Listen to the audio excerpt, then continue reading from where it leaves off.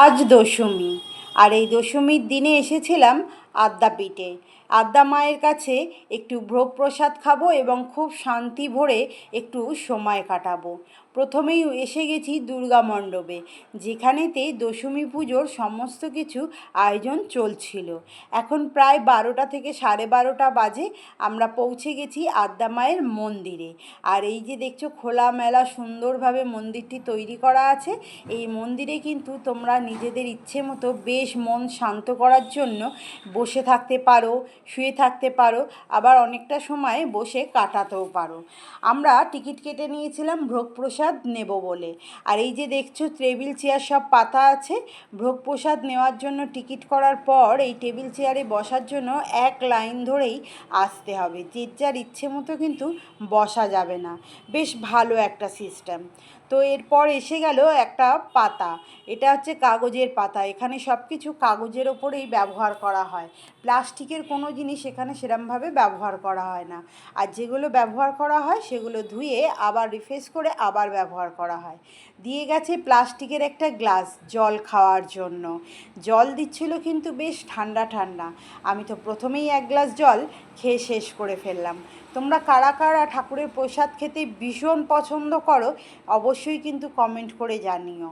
তো প্রথমে এসে গেল মায়ের অন্নভোগ, পোলাও, আর এরপর এসে গেল বেগুনি, সরি বেগুনি নয়, কুমড়োনি ছিল। তো আমি ওটা বলতে ভুল করেছি, দিয়েছে কুমড়োনি। দিয়ে আমরা ভোগ প্রসাদ খেতে শুরু করে দিলাম।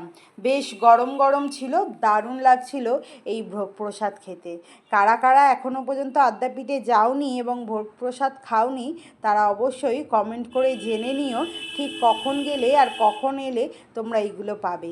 আমরা 12টার আগে গেছিলাম। ভোগ প্রসাদের টিকিটের দাম ছিল 80 টাকা করে, বড়দের 80 টাকা এবং বাচ্চাদের ছিল 40 টাকা করে। তো পোলাও আর বেগুনি খাওয়া হয়ে গেছে। এরপর ঠান্ডা জল আবারও একবার দিয়েছে। আর এই যে এসে গেল মটর আলুর তরকারি। বেশ দারুণ সুন্দর, না ছিল ঝাল আর না ছিল খুব বেশি মশলা, বেশ লাইট মতো খেতে, কিন্তু বেশ দারুণ লাগে।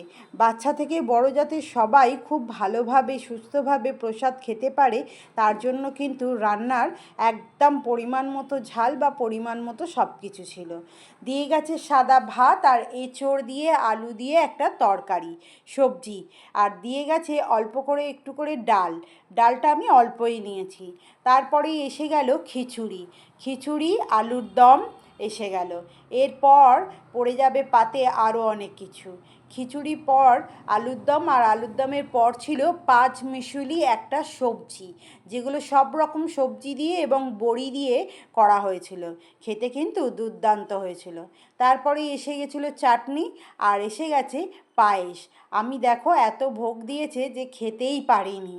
অনেক অনেক প্রসাদ দেয়, একজনের পক্ষে এতটা প্রসাদ খাওয়া সম্ভব নয়। আবারও দেখা হবে, টাটা।